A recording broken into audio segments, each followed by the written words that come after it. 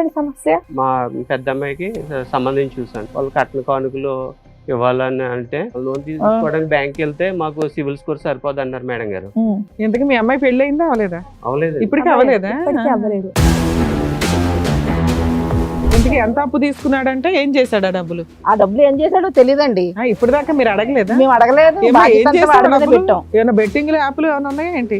ఒక రోజు అనుకున్నా ఒకటేసారి కోటీశ్వరుడు అయిపోదాం అంటే అవ్వదు కదా, ఏదో బెట్టింగ్ ఆడి చేసిన దాంట్లో లాస్ అయింది. అది ఎంత అమౌంట్ తీసుకున్నారు మీరు? 30 లక్షలు. 30?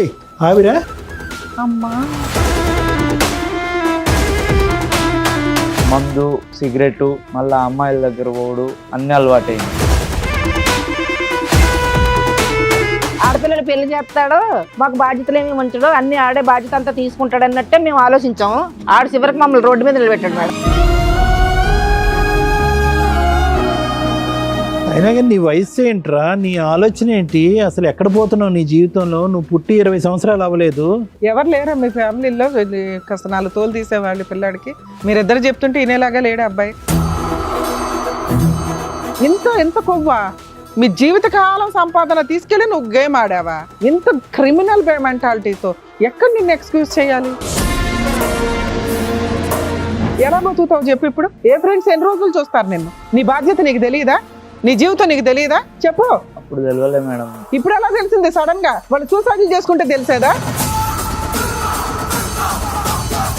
ఇంకోసారి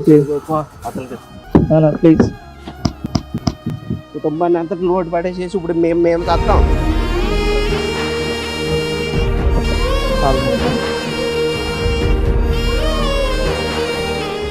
నమస్తే. సుమన్ టీవీ సమర్పిస్తున్న పద్మవ్యూహం కార్యక్రమానికి స్వాగతం. మరి ఈ కార్యక్రమంలో మనతో పాటు ఉన్నారు ప్రముఖ హైకోర్టు అడ్వకేట్ రమ్యాకుల గారు. నమస్తే మేడం. నమస్తే. ప్రముఖ సైకియాట్రిస్ట్ డాక్టర్ కళ్యాణ్ చక్రవర్తి గారు. నమస్తే సార్.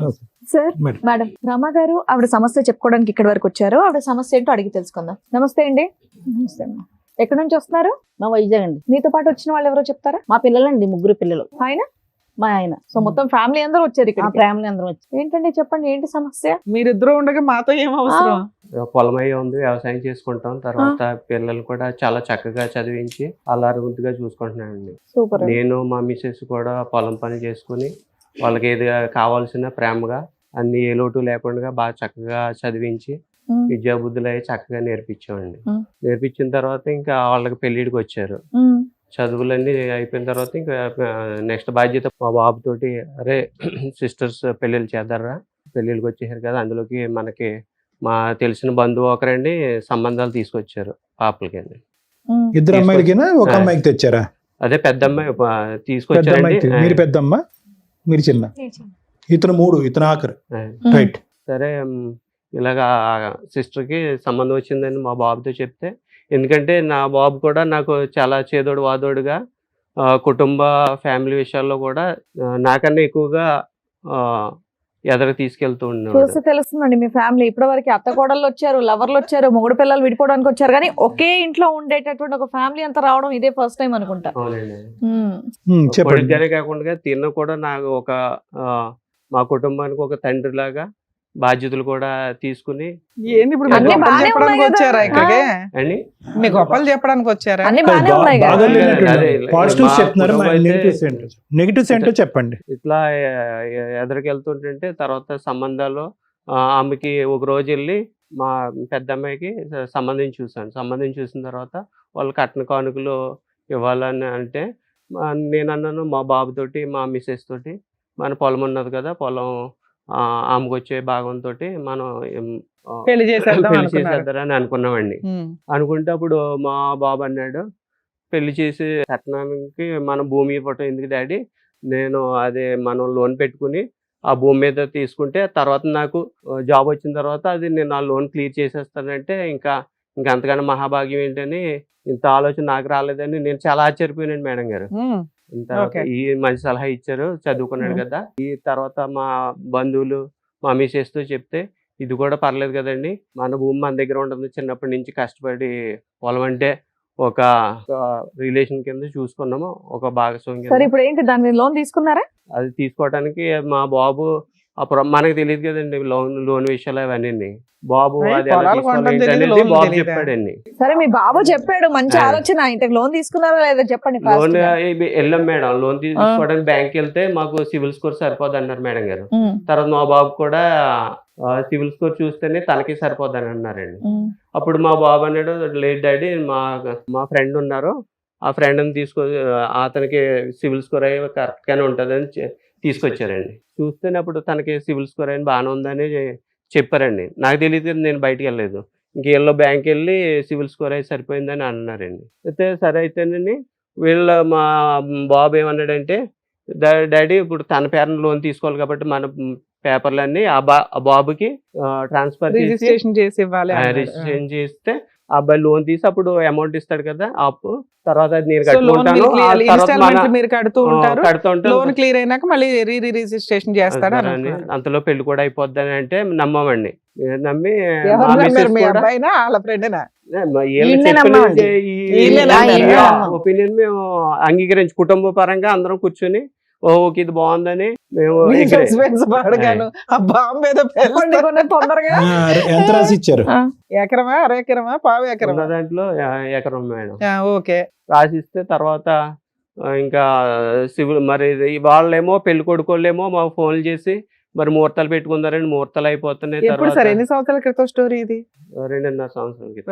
2.5 years. ఓకే. లోన్ తీసుకోవాలని వీళ్ళు వెళ్ళారని సివిల్ స్కోర్ అయిన పేపర్స్ మాత్రం రిజిస్ట్రేషన్ అయిపోయింది మేడం.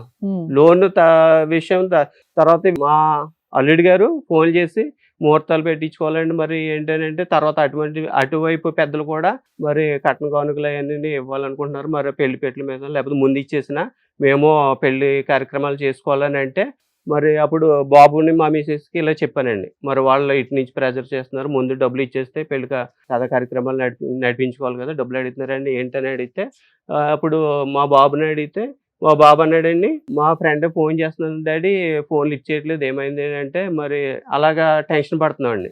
టెన్షన్ పడుతుంటే అప్పుడు మళ్ళీ మా బాబుని కంగారు పెట్టి మరి ఏంటి ఇలాగా టైం అయిపోతుంది, అలా రోజులు చూసామంటే వారాల తర్వాత నెలలు అయిపోతున్నాయి. మాకేమో ఒక టైం పక్కనేమో ఈ పెళ్లి టెన్షన్, ఓ పక్కనేమో ఈ డబ్బులు రాలేదు ఏంటని అంటే సరే మా బాబుని పిలిచి మా మిసెస్ నేను ఏంటి మరి పోలీస్ కంప్లైంట్ ఇద్దారా ఏంటనంటే లేదు డాడీ నేను మా ఫ్రెండ్ మంచోడు, నువ్వు కంగారు పడవద్దు, కేసు పెడితే మళ్ళీ పోలీసులు పెడితే ఇంకో రకంగా ఉంటుంది, ఒకసారి ఎత్తిదారి నాకు కొంచెం టైం ఇవ్వండి అని అడిగితే మేము అప్పటికే నమ్ముతానే ఉన్నాం మేడం గారు. తెలీదా మీకు? ఎంతో క్లోజ్ గా ఉంటాడు కదా, మాకు తెలియదండి. మా ఇంట్లోనే మా నుండి వచ్చేవారు కానీ పెరిగాడు. పెరిగారు. ఓకే. అప్పుడు వాళ్ళ ఇల్లు తెలుస్తుంది కదా, వాళ్ళ అమ్మా నాన్న వాళ్ళంతా తెలుస్తారుగా మీకు. ఆహా. అలాగా తర్వాత ఫస్ట్ ఒప్పుకోలేదండి. మాకు కంగారు వస్తే మరి ఏంటి అది ఇది అని తర్వాత వాకప్ చేస్తే తర్వాత అతనేమో నేను మీ అబ్బాయికి కొంత అమౌంట్ ఇచ్చాను, దాని బదులు ఇది రిజిస్ట్రేషన్ చేయించాడు నాకు నాతో అన్నాడా? రిజిస్ట్రేషన్ అయిపోయింది, ఈ విషయం చెప్పొద్దని మీతో చెప్పారు అని అన్నారు. వాళ్ళకి పని అవ్వడం డాక్యుమెంట్స్ important ఏమో మొత్తం కాబట్టి. ఆయన దగ్గర ఉండిపోయినాడు భూమి అంతానే.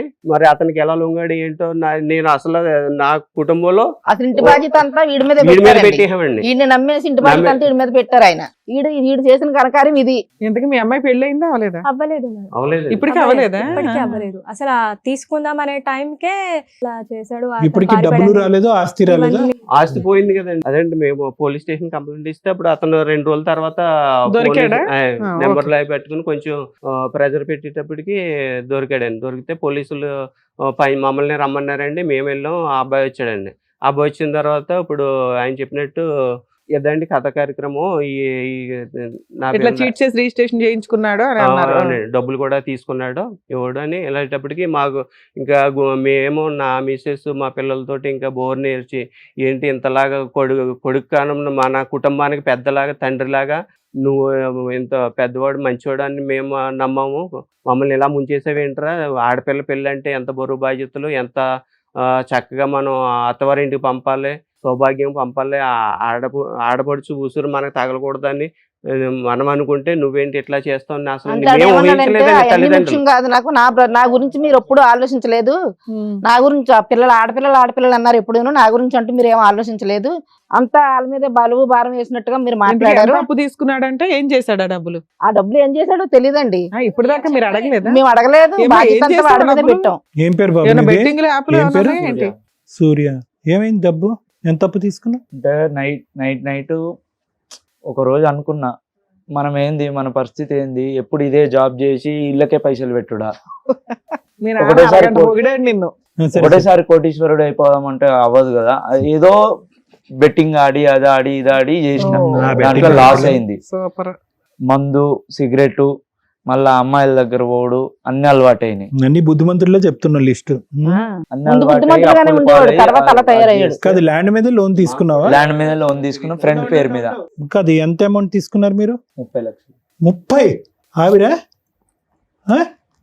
30 లక్షలు? మీ ఫ్రెండ్ తీసుకున్నాడా లోను, నువ్వు తీసుకున్నావా? ఫ్రెండ్ పేరు మీద తీసుకొని తీసుకొని బెట్టింగ్ ఆడి కట్టేసి మళ్ళా తీసుకొచ్చారా? తీసుకున్నది బెట్టింగ్ లా పోగుతుంది. అమ్మా, అక్కడ సిస్టర్ మీ అక్క పెళ్లి పణంగా పెట్టావు నువ్వు. వాళ్ళది మాకు సంబంధం ఏముంది మేడం? అరే నువ్వు ఇప్పుడు అదేగా మీ నాన్నకి చెప్పింది, నాన్న నేను నేను లోన్ చెప్పిన పెట్టి కానీ నేను నాన్న తీసుకొస్తా. నేను చూసుకోవాలి కదా మేడం. అది మనసులో నువ్వు పెట్టుకునే ఎక్కడ మేడం ఇదంతా చూసుకున్నావు? చేశాడు. అదేదైనా లేదమ్మా, ప్రాపర్టీ ఏం అన్నా పెట్టుకుని? కొనలేదు కదా నువ్వు. వాళ్ళ విషయం నాకెందుకు, నా బతుకు నేను బతుకుతాను, నా గురించి ఎప్పుడు మా అమ్మ మా నాన్న ఆలోచించలేదు, నా బ్రతికే నేను బతకాలన్న మైండ్ వచ్చేసింది పోలీస్ అడిగి. స్టేషన్ గారు చెప్పాడండి. ఇప్పుడు వరకు ఆ మాటలే ఏం లేదు మా చిన్నప్పటి నుంచి. మీకు ఇప్పుడు మేము తెలిసి ఎంతకాలం అయింది? పోలీస్ స్టేషన్కి వెళ్ళి ఎంతకాలం అయింది మీరు? ఒక వారం అయింది మేడం. వారం కిందటే మాకు తెలిసింది. ఇదంతా తెలిసింది ఇప్పుడు. 2 ఇంకా years నుంచి పట్టుకోవడం అవ్వలేదా? అంత డ్రామా అయ్యింది. అప్పటిదాకా నమ్మామండి. నాకేం చేయలే మేడం, వాళ్ళు నాకేం చేయలే. ఎలా పెరిగారు? వాళ్ళకి ఆడే ఏంటి అసలు? పెరిగేశాడు. నువ్వు చేయటం అంటే ఏంటో మాకు ఇప్పుడు ఎక్స్ప్లెయిన్ చేస్తే మేము నేర్చుకుంటాం. అసలు తల్లిదండ్రులు నీకు నా చేయటం friends అంటే ఏంటి? అందరూ బాగా ఫ్రెండ్స్ సంపాదిస్తారు పెట్టారా మేడం. నీకు? సంపాదిస్తారా? నీ ఫ్రెండ్స్ పెట్టారా? మేమేమో డిగ్రీ చదివి అదే జాబ్ అదే 20,000కి మరి బాగా ఏమయ్యా? చదువుకోవాల్సిందయ్యా, నేను ఇక్కడ చదివించాడు కదా మీ నాన్న. మా నాన్నగారు ముగ్గురిని ఒకేసారి తనంత వ్యవసాయం చేసిన అంత కష్టపడినా కూడా ఎవరికి ఎక్కడ ఏ లోటు చేయకుండా ముగ్గురికి డిగ్రీ చదివిపించారు మేడం. మళ్ళీ ఏమన్నా ఏమ్మా, అంటే డిగ్రీ అన్నా అయ్యిందా వాళ్ళకి నీకు? రూపాయి పెన్సిల్ పెట్టినా మీకు 5 రూపాయల పెన్సిల్ పెట్టినా అని చెప్పి అంటారు. మరి మాకన్నా మిమ్మల్నే కదా చూసుకున్నాం. మగపిల్లడు కదా, మమ్మల్ని ఏదో ఎత్తేస్తామని నీకే ఎక్కువ పెట్టాంరా మరి. నిజంగా వాళ్ళ మీద ఉన్న కసి కోపంతో చేసావా, లేదంటే బెట్టింగ్ ద్వారా తొందరగా రిచ్ అయిపోయి వీళ్ళందరికీ ఏదైనా గిఫ్ట్ ఇవ్వాలి అనేటటువంటి ఉద్దేశంతో చేసావా? అట్లా అనుకున్నా సార్, సేమ్ సెకండ్ పాయింట్ అన్నారు. అయ్యి, ఇప్పుడు అట్లా దాకా నా అనుకున్నా. స్వార్థం కానీ అన్నావు, వెంటనే ప్లేట్ ఫిరాయిస్తున్నా. నాకు మైండ్ లో ఒక పురుగు మిసినట్టు అయింది. ఏం అప్పుడు చేయాలనిపిస్తే అది చేస్తావు ఏంటి? అంతేనా? చేస్తావా? ఇప్పుడు మమ్మల్ని అందరూ అప్పుడు ముంచేస్తావా? మందు తాగి చావనా? సిగరెట్ చావాలా? తాగి ఆ అలవాటు ఉండి అట్లా సరే, అయిపోయి రిచ్- అసలు మీ నాన్న గసరుకోవడం పోతున్నాడు నిన్ను. 90% మంది ఆన్లైన్ బెట్టింగ్ ఆడేటటువంటి వాళ్ళు రోజుకి నా దగ్గర ఒక 20-30 మంది వస్తారు. ఈ ఆన్లైన్ బెట్టింగ్ వాళ్ళే 50,000 నుంచి 50 కోట్ల వరకు పోగొట్టుకున్న వాళ్ళు వస్తారు. అందరూ ఆలోచనలో ఒక మంచి ఆలోచన ఉంటుంది. అది ఫైనల్ గా వాళ్ళు కొంప కొల్లేరు చేస్తుంది, అది వేరే విషయం. ఏంటి ఆలోచన? అప్పులు తీసేయాలి, పేదరికంలో బయటపడాలి, దెబ్బకి రిచ్ అయిపోవాలి, ఫ్యామిలీని సుఖపెట్టాలి, ఎక్కడ ఓడిపోయాం అక్కడ గెలాలని. కానీ నీ దాంట్లో ఆ యాంగిల్ కనిపించట్లేదేంటి? వాళ్ళ నీ దాంట్లో చూసుకుంటారు కదా. నీ దాంట్లో సిస్టర్స్ కి ఇచ్చేటటువంటి సుఖం వాళ్ళకి ఎక్కువ పనిచేస్తున్నాడు మా నాన్న, కాబట్టి ఇది ముందస్తునే నేను తాకట్టు పెట్టి అప్పు చేయాలని చెప్పి స్వార్థం కనిపిస్తుంది ఏంటి? అదే సార్ ఆడు చేసింది అదే. నాకు ఉండాలి కదా సార్. కాదు నాన్న, నీకంటే వాళ్ళకి వాళ్ళిద్దరికంటే కూడా అంత నిన్నే బాగా నేనేం చూసుకున్నారంట చేసుకోవాలి కదా. ఎవరి వాట వాళ్ళది కదమ్మా, మొత్తం నీకే కావాలనుకోవడం కూడా తప్పు కదా. అయినా కానీ నీ వయసు ఏంట్రా, నీ ఆలోచన ఏంటి, అసలు ఎక్కడ పోతున్నావు నీ జీవితంలో? నువ్వు పుట్టి 20 సంవత్సరాలు అవ్వలేదు. ఎవరు లేరా మీ ఫ్యామిలీలో కాస్త 4 తోలు తీసేవాళ్ళు పిల్లాడికి? మీరిద్దరు చెప్తుంటే ఇనేలాగా లేడు అబ్బాయి. అలవాటు అయిపోయింది నరాల్లో అంతే, బెట్టింగ్. చిన్నప్పటి నుంచి అలాగే నమ్మించి ద్రోహం చేశాడండి ఈడు. అరే ఫ్రెండ్స్ 1 వీక్ తోటి దాకా మీ జట్టు అబ్బాయిని మీరు పట్టి కనిపెట్టలేకపోయారంటే పాడైపోతాడని తెలియదు మేడం గారు.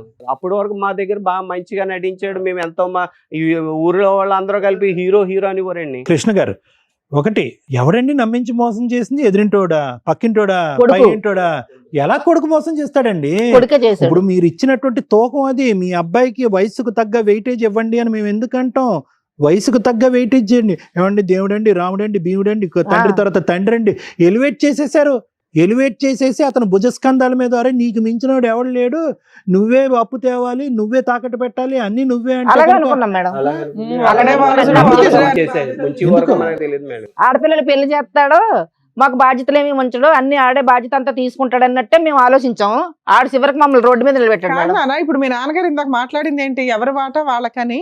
ఆ అమ్మాయి వాట కదా పెళ్లికి అమ్ముదాం అనుకున్నది. అనుకున్నా మేడం, ఆ, కానీ అది కూడా నువ్వే అవ్వలేదు. కొట్టేయాలనుకున్నావా? టూ మచ్ గా సరే, అనిపించింది. ఇంతేనా? ఇంకేమైనా ఉందా? ఇక్కడికి ఎందుకు ఎందుకు వచ్చారు? వచ్చారు?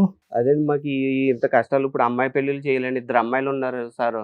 తర్వాత ఆ పొలం కావాలని ఈయన్ని కొంచెం ఈ ఆ పొలం చేసిన- కావాలా లేకుంటే అమ్మాయిల పెళ్లి పొలం నీ చేయాలా? పేరు పొలం ఉందా? లేదా? లేదు, లేదు ఆ మేడం, betting లో మొత్తం పోయిందని ఇంకా. చెప్పి అంటున్నారు. సరే, ఇంకా మొత్తం మిగతా ఏదో ఉంది కదా, ఇంకే- దాంతో ఆ పిల్ల పెళ్లి చేయిపోయారా? ఎంత ఉంది లేదండి, కృష్ణ మేము గారు? కౌలు చేసి సొంతదైతే ఎకరం మేడం. అది ఎకరమే మొత్తం పేపర్లు ఇచ్చేసి అన్నాం కదా మేడం గారు. ఉన్నది 1 ఎకరం, పేపర్లు మిగతాది మీరు కౌలు చేస్తూ పట్టిపోయాడు, ఉండేవాళ్ళా? పేపర్లు పట్టిపోయి తన ఇలా చేశాడండి. సున్నా ఇప్పుడైతే సున్నా. మీరు. సున్నా చేస్తాడు, ఇప్పుడు జీరో ఇంకా చేస్తాడండి. ఏమీ లేదు మేడం గారు. మళ్ళీ కష్టార్జితంతో మీకు ఇల్లు గడవాలి, ఇప్పుడు ఏదైనా రెండు కానీ అమ్మాయి కబుర్లు ఉన్నది. చేసుకోవాలి. సొంత ఇల్లు కాబట్టి రెంట్ లేదు కాబట్టి ఇలాగన్నా ఇలా బ్రతకగలుగుతున్నాం. బతుకుతున్నాం. అమ్మ ఇప్పుడు ఒకటి ఇక్కడ చాలా సర్వసహజంగా కనిపించేటటువంటి ఒక సినారియోని మన టీం వాళ్ళు ఈరోజు ఇక్కడ తీసుకురావటం అనేది జరిగింది. నిజంగా చెప్తున్నానమ్మా, చాలా గుండె భారంగా చెప్తున్నాను. ఇది ఆల్మోస్ట్ ఇంటింటి రామాయణం అయింది. ఈ బెట్టింగ్ కానీ, ఈ గ్యాంబ్లింగ్లు కానీ, ఆస్తులు పోగొట్టుకోవటం కానీ, అందరు శూన్యంలోకి వెళ్ళిపోవటం అనేటటువంటిది ఎటొచ్చి ఇక్కడ 5 రూపాయలు అయితే అక్కడ 10 రూపాయలు, అక్కడ 10 రూపాయలు అయితే ఇంకో చోట 100 రూపాయలు. ఇల్లులన్నీ కూడా దహనం అయిపోతున్నాయి ఈ బెట్టింగ్ గ్యాంబ్లింగ్ వల్ల. ఒక్క నిమిషం మేడం ప్లీజ్. సో ఏం చేయాలి అనేటటువంటి దాని గురించి ఆలోచిద్దాం అమ్మ. ఇప్పుడు what we can do, let us plan that. ఇప్పుడు అయిపోయిన దాని గురించి ఇప్పుడు మనం కూర్చొని ఆలోచించవలసినటువంటి అవసరం లేదు. ఇందాక నేను ఒక పాయింట్ చెప్పాను. ఏంటి ఆ పాయింట్ అంటే కనుక, ఎందుకు ఈ అబ్బాయి 20-21 సంవత్సరాలు డిగ్రీ ఈ మధ్యకాలంలోనే కంప్లీట్ అయింది. అసలు ఆ అబ్బాయికి అసలు ఆలోచన ఎలా వచ్చింది? అప్పటి వరకు తెలియనటువంటి అబ్బాయిలో ఒక కొత్త రంగు కనిపించిందండి, ఒక కొత్త వ్యవహారం కలిగిందండి, కన్నింగ్ యాటిట్యూడ్ అని చెప్పి ఏదైతే కనుక 1 సంవత్సరం క్రితం ఎప్పుడో what ever the time range, ఆ టైం రేంజ్లో మీరు కొనయాడినటువంటి ఒక వ్యక్తిని ఈరోజు దుర్మార్గుడు, దుష్టుడు, పాపాత్ముడు అని అంటున్నారు. కానీ ఆ ఆలోచన రావటానికి కారణం ఏంటి? ఇందాక నేను చెప్పినట్టుగా ఏంటంటే, ఆ అబ్బాయికి ఎంత వయస్సో అంత బాధ్యతను ఇవ్వటం అనేటటువంటి తల్లిదండ్రులు అందరూ ఇంపార్టెంట్. చాలా కుటుంబాలు ఉన్నాయమ్మా. ఏదో వాడు తెలివితేటలుగా 4 మాటలు అంటాడు, ఎక్కడెక్కడో ఏదో కొత్త ఐడియా చెప్తాడు, కొత్త ప్లాన్ చెప్తాడు అనేటప్పటికీ వీడికి ఏంటి వయసు మించినటువంటి తెలివితేటలు ఉన్నాయి, వీడు ఎంతో గొప్పగా ఆలోచిస్తున్నాడు అని చెప్పి ఆ తండ్రి, ఆ తల్లి, ఆ కూతుర్ల చేతుల్లో ఉండేటటువంటి బరువు బాధ్యతలు, వాళ్ళు వాడవలసినటువంటి తెలివితేటలు అన్నీ కూడా తాకట్టు పెట్టి ఆ అబ్బాయి చేతిలో పెడతారు.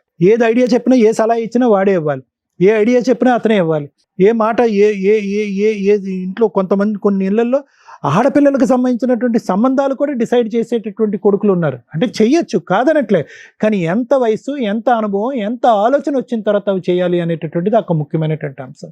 ఎంత వయసు అబ్బాయికి? 20 years. ఆ అబ్బాయి ఆల్రెడీ మీ ఇంట్లోనే పెరిగినటువంటి ఒక అబ్బాయి యొక్క సిబిల్ స్కోర్ బాగుంది అని చెప్పి అతను డిసైడ్ చేసేది అతనే, తాకట్టు పెట్టించేది అతనే, అప్పు తెమ్మంది అతనే. మనం ఏమీ వేరే బోర్డ్స్ చూడలేదు, ఏం లేదు. అంత గుడ్డి నమ్మకం ఉండకూడదమ్మా. కొడుకే కదా నమ్మామండి. కొడుకు కరెక్టేనమ్మా, కానీ కొడుకున్న అనుభవం ఏంటి, ఆలోచన ఏంటి, వ్యక్తిత్వం ఏంటి అన్నది కూడా అదే ఆలోచించాలి. మేము కొడుకు చేసిన తప్పు. కొడుకు అంటే ప్రేమ ఉండొచ్చు, కాదనట్లేదు, చదువుకున్నాడండి, కాదనట్లేదు. కానీ వయస్సు, ఆ అబ్బాయిలో ఉండేటటువంటి ఆ అడ్వెంచరస్ యాటిట్యూడ్, ఆ హార్మోన్స్ ఎక్కడ పోతాయి? తక్కువ సమయంలో అందులో ఎక్కేయాలి, తక్కువ సమయంలో ఎక్కడికో వెళ్ళిపోవాలి అనేటటువంటి ఆ ఉరుకులాట సహజ సిద్ధంగా ఆ వయసులో ఉండేటటువంటి దానికే ఆ అబ్బాయి ఉంది. ఆ అబ్బాయిని ఎవరో వచ్చి బ్రెయిన్ వాష్ చేశారు. అరే చూసుకోరా, మీకు ఇంత ఆస్తుంది, ఇప్పుడు అనుభవించిపోతే కనుక వాళ్ళు కూడా చెరి సమానంగా వాళ్ళు పట్టుకెళ్ళిపోతారు, తనుకుని వెళ్ళిపోతారు ఆడపిల్లలు, కట్నాలు కానుకలు అని చెప్పి ఎవరో చోట ఇందాక అన్నాడు చూడండి, ఒక పురుగు తుంచేసింది బ్రెయిన్లో అని చెప్పి ఆ పురుగు ఎవరో నాటారు. ఆ వయసు అలాంటిది, ఆలోచన అలాంటిది. కాబట్టి మనం ఏంటంటే ఎంత తెలివిగా మాట్లాడినా, ఎంత ఆలోచనతో మాట్లాడినా ఒక భయంతో మనం ఉండాలి, ఒక ఆలోచనతో ఉండాలి, ఒక పర్యవేక్షణలో ఉండాలి. ఇది నెంబర్ 1. నెంబర్ 2, ఓకే జరిగిపోయింది, ఎందుకు జరిగింది? సూర్య, ఇప్పటికి కూడా నువ్వు ఇక్కడికి వచ్చి కూర్చుని అలా మాట్లాడటం అనేటటువంటిది కరెక్ట్ కాదు నాన్న.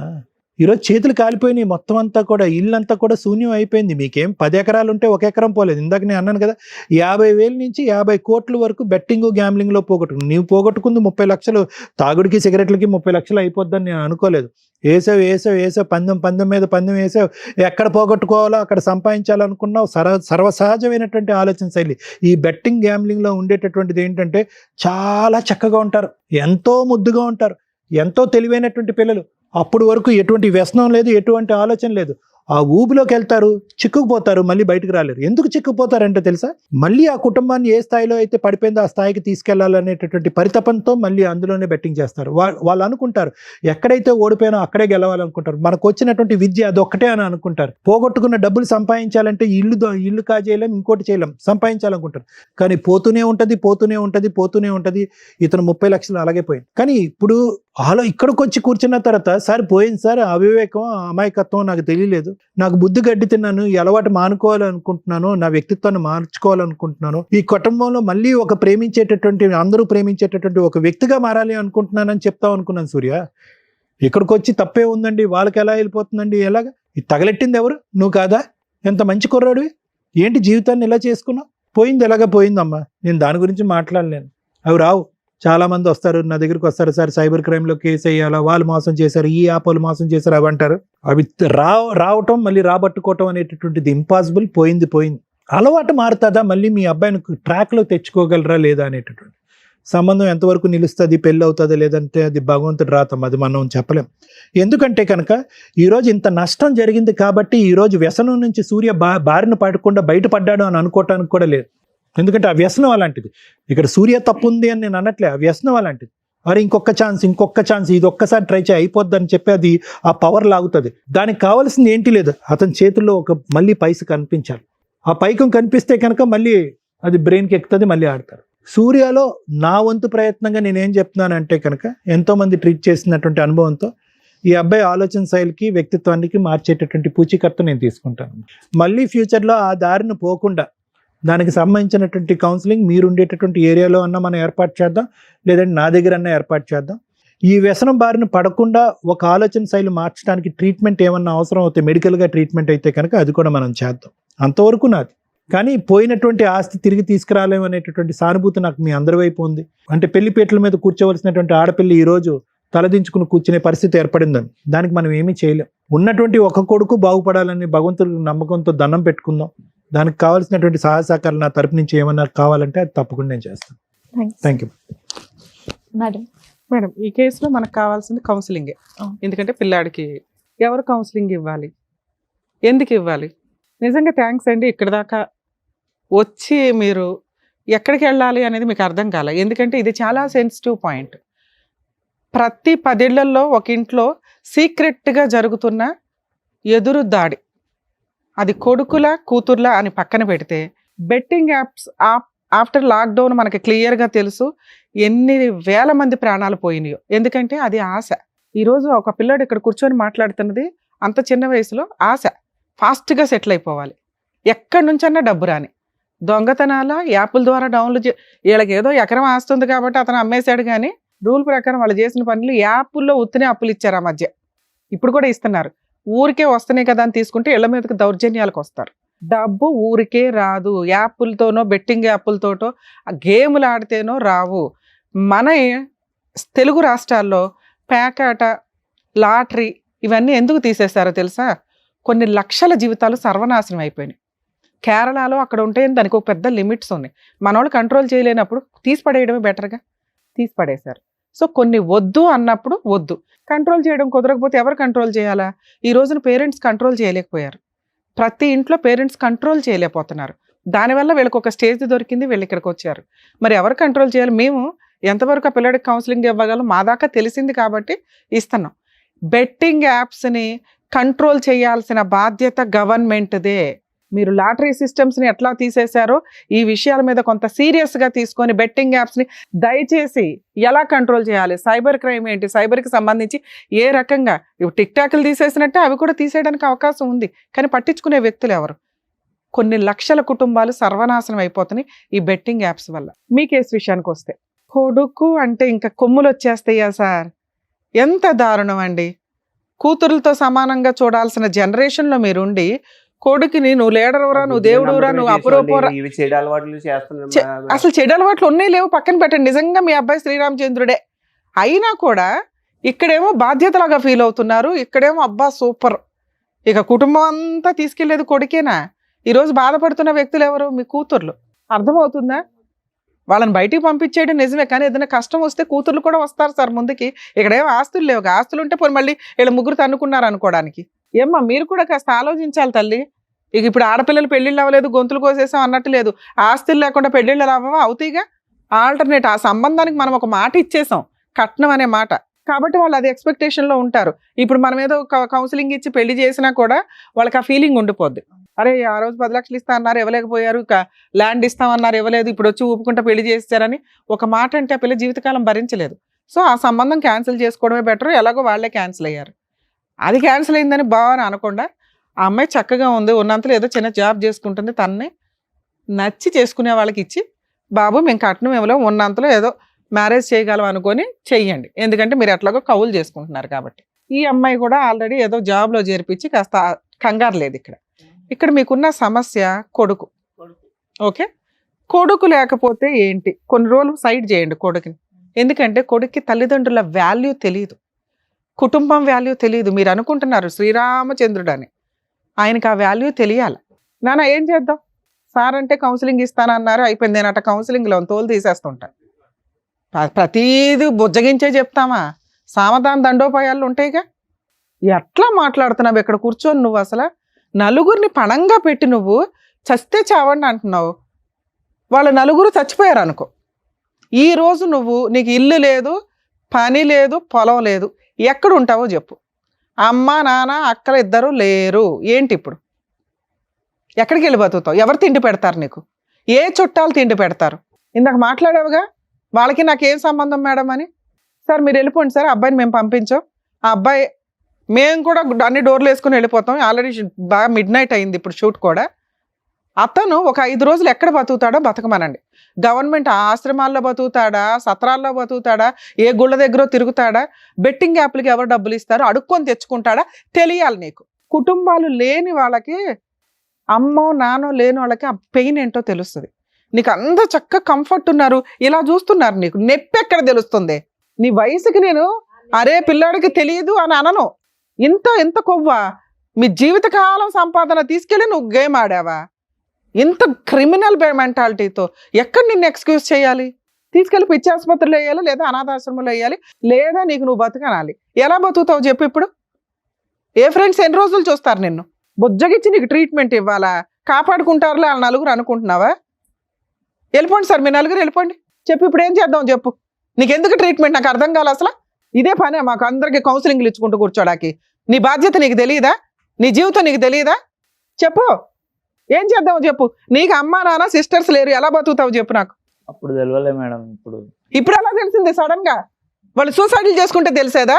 కొంతమంది పేరెంట్స్ చేస్తున్న పని అదే తెలుసా? అప్పులోని బాధలు పడలేక మీరు చేసే పనులకి ఎవిడెన్స్లు కొన్ని 100 కేసులు చెప్పొచ్చు ఇక్కడ.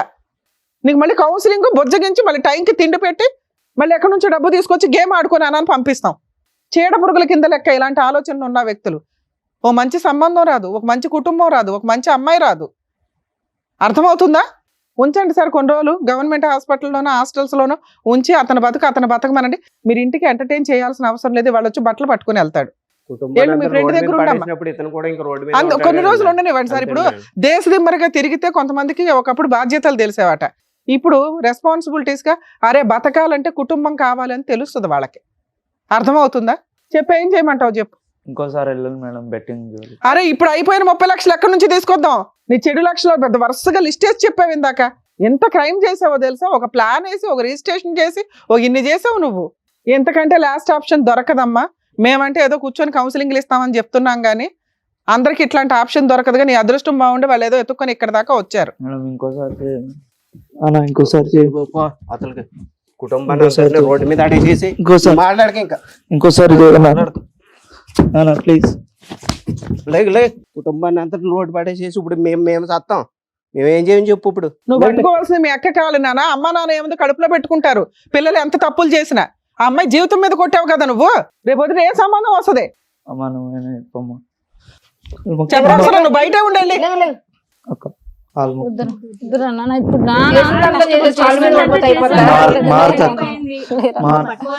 కూర్చోమ్మా నాన్న. ఇక్కడికిక్కడ ఏదో ప్రాబ్లం సాల్వ్ అయింది అనుకో. మాకు నువ్వు ప్రాపర్ గా మారకపోతే మా టీం ఎప్పుడు అందుబాటులోనే ఉంటుంది సార్. మేము ఎవ్రీ మంత్ ఫోన్ చేస్తామండి.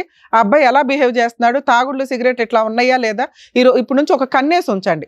కౌన్సిలింగ్ అవసరమైన ఇందాక సార్ చెప్పారు కదా, కౌన్సిలింగ్ కూడా పంపిద్దరు. కానీ మేమేం వదలం. 1 year ఫాలోఅప్ లో ఉంటాం నీ విషయంలో మాత్రం. Thank you madam. ఓకేనండి, జాగ్రత్త. నమస్కారం. జాగ్రత్త, వెళ్ళండి.